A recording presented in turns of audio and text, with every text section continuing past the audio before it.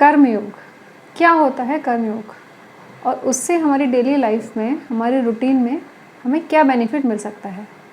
तो आइए आज हम बात कर रहे हैं श्रीमद् भगवद गीता के चैप्टर 3 जो कि कर्मयोग के बारे में है और हमें कर्मयोग सिखाता है। आइए आगे बढ़ते हैं।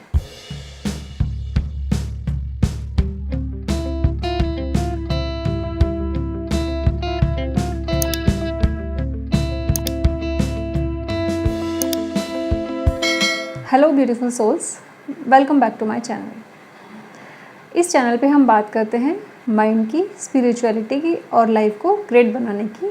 तो अभी करेंटली इस चैनल पे जो सीरीज़ चल रही है श्रीमद् भगवद गीता से रिलेटेड, इस सीरीज़ में हम एक्सप्लोर कर रहे हैं कि कैसे इस एक एंशिएंट बुक के लर्निंग्स को लेके हम अपनी मॉडर्न लाइफ को ग्रेट बना सकते हैं। यहाँ जो हम एक सीन क्रिएट करेंगे, यहाँ हम देखेंगे कि अर्जुन और श्री कृष्ण जो कि कुरुक्षेत्र में है, जहाँ महाभारत का युद्ध शुरू होने वाला है।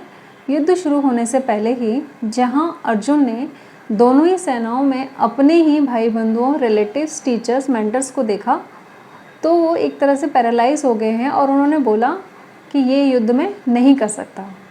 तो इसके बाद श्री कृष्ण ने एज अ लाइफ कोच उन्हें क्या समझाया और किस तरह की लर्निंग्स दी, उसी के बारे में हम बात कर रहे हैं। हमारे प्रीवियस वीडियोस में 2 चैप्टर्स जा चुके हैं।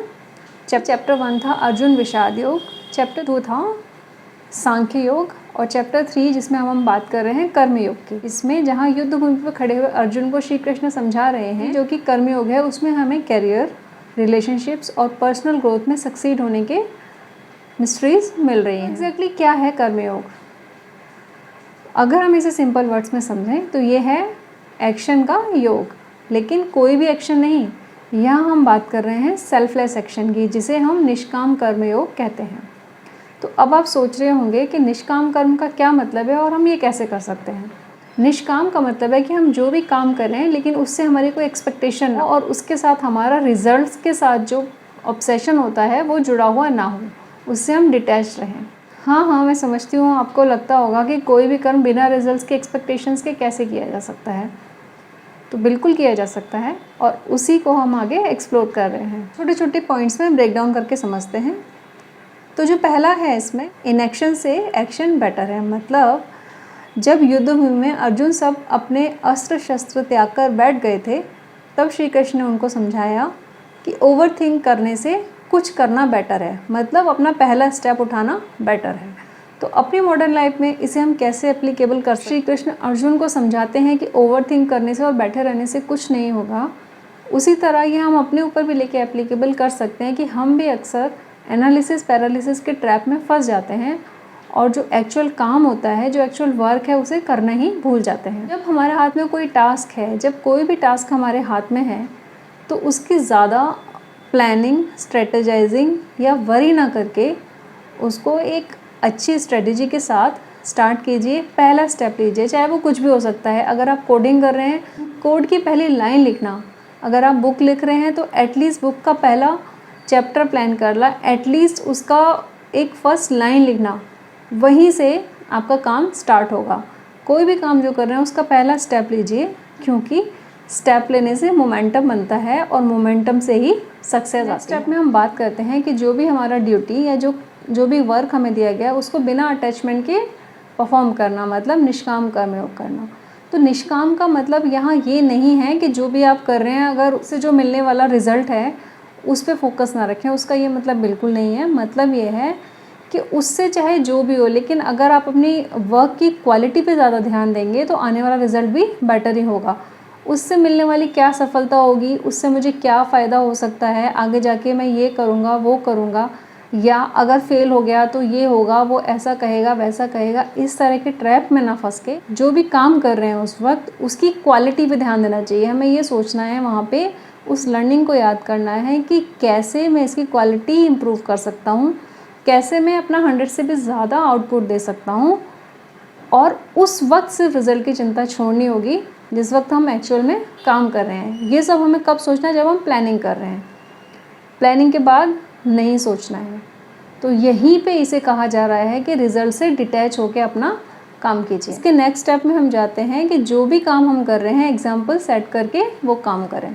एग्जाम्पल सेट करने का मतलब ये है कि अगर इस पूरे यूनिवर्स में कोई भी एक ऐसा पर्सन है जिसे आप इन्फ्लुएंस करते हैं, तो you must take care of your actions. अगर आप अच्छे एक्शन लेंगे तो वो पर्सन भी आपको देख के अच्छे एक्शंस लेगा, और अगर आप ख़राब एग्जाम्पल सेट करेंगे, नेगेटिव एग्जाम्पल सेट करेंगे, तो वो भी अपनी लाइफ उसी तरह से लीड करेगा जो कि डिज़ास्ट्रस है। तो जब भी आप काम करें, चाहे आप सोशल मीडिया इन्फ्लुएंसर हैं, या आप टीम लीडर हैं, या आप पेरेंट्स हैं, या किसी के फ्रेंड्स हैं, या किसी के मेंटर हैं, तो आपको ये ध्यान में रखना होगा कि जो मैं करूँगा उससे सामने वाला भी इन्फ्लुएंस होगा और उसी के हिसाब से वो काम करेगा और रिजल्ट्स प्रोड्यूस होंगे। स्टेप में श्री कृष्ण अर्जुन को समझाते हैं कि अपने सेंसेस पे कंट्रोल रखो। सेंसेस पे कंट्रोल रखने का मतलब ये नहीं है कि दुनिया की सारी चीज़ें छोड़ दो, बट जैसे कि पहले मैंने एक मॉडरेशन वाला एक जो वीडियो था उसमें मैंने बात की है मॉडरेशन से किस तरह हम अपनी लाइफ को इम्प्रूव कर सकते हैं, तो यहाँ एक्चुअली उसी की बात की जा रही है। अब ज़रा थोड़ा सा सोचिए कि हम पूरे दिन में कितनी बार अपना फ़ोन चेक करते हैं, कितनी बार हम सोशल मीडिया पे जाते हैं। तो उससे क्या हो रहा है, हमारा डिस्ट्रैक्शन हो रहा है। हम लोग इमीडिएट ग्रेटिफिकेशन के जाल में फंसे हुए हैं और हम ये सोच ही नहीं रहे कि इस तरह से हमारा कितना टाइम, एनर्जी और फोकस ख़राब हो रहा है, कंसंट्रेशन बिल्कुल रहा नहीं है। जब किसी काम में कंसंट्रेशन नहीं होता या फोकस नहीं होता, तो उस वर्क की जो क्वालिटी है वो इम्प्रूव नहीं हो पाती और वो डिटेरियोरेट होती रहती है। लास्ट स्टेप में हम देख सकते हैं कि अपने काम को डिवाइन ऑफरिंग की तरह करो। चाहे आप किसी भी रिलीजन से बिलीव करते हो, लेकिन ये एक जो थॉट है, ये एक जो लर्निंग है, ये लाइफ चेंजिंग हो सकती है। काम को डिवाइन ऑफरिंग की तरह करने का मतलब ये है, जो भी काम आपके हाथ में है, सिर्फ उस काम तक सीमित ना रहकर उसके हमेशा हायर पर्पस को देखना चाहिए। जैसे कि एग्जांपल हम लिख सकते हैं, जैसे कि कोई टीचर है या कोई कॉर्पोरेट में काम करने वाला एम्प्लॉई है, तो अगर वो ये सिर्फ सोच रहा है कि मेरी 8 घंटे की जॉब है, मुझे सिर्फ ये जॉब करना है और उसके बाद अपनी सैलरी उठानी है, तो उसे वहाँ सेटिस्फेक्शन नहीं मिलेगा और हमेशा कंप्लेनिंग मोड में रहेगा। या अगर कोई टीचर सिर्फ यही सोच रहा है कि मुझे आधा दिन स्कूल में रहना है, सिलेबस कंप्लीट करना है और अपनी सैलरी उठानी है, तो उसे भी वो सेटिस्फेक्शन नहीं मिलेगा।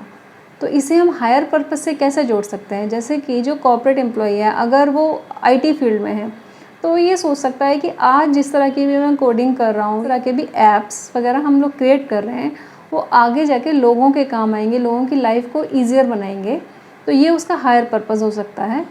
या फिर जो टीचर है, वो अगर ये सोचे कि मैं जिन स्टूडेंट्स को पढ़ा रहा हूँ वो ही आगे जाके इस कंट्री के फ्यूचर बनने वाले हैं, तो I am the one who is shaping the future. तो एक हायर पर्पस से खुद को जोड़ा, और उससे जोड़ने की वजह से आपको अपने काम में सेल्फ सेटिस्फेक्शन भी मिलेगा, खुशी भी मिलेगी, और कंप्लेंट्स जो है वो बहुत कम हो जाएंगी। तो याद रखिए, निष्काम कर्मयोग का मतलब ये नहीं है कि कुछ काम ना करें या फिर आप जो कर रहे हैं उससे अपना फोकस हटा लें, रिज़ल्ट के बारे में ना सोचें, बल्कि कैसे उसे हायर पर्पस के साथ जोड़कर ज़्यादा क्वालिटी इम्प्रूव करके उस काम को करना और अपने अंदर इनर पीस को जनरेट करने का एक तरीका है। इसी को हम कर्मयोग कहते हैं। तो अगर इस वीडियो के कंटेंट से रिलेटेड कोई क्वेश्चन या क्वेरी आपके माइंड में है, तो please write to me in comment section. Also share this information, subscribe my channel and hit the bell icon so that आगे आने वाले वीडियोज़ के नोटिफिकेशंस आपको पहले ही मिल जाएँ। तो आज के लिए बस इतना ही, मिलती हूँ आपसे नेक्स्ट वीडियो में। Thank you.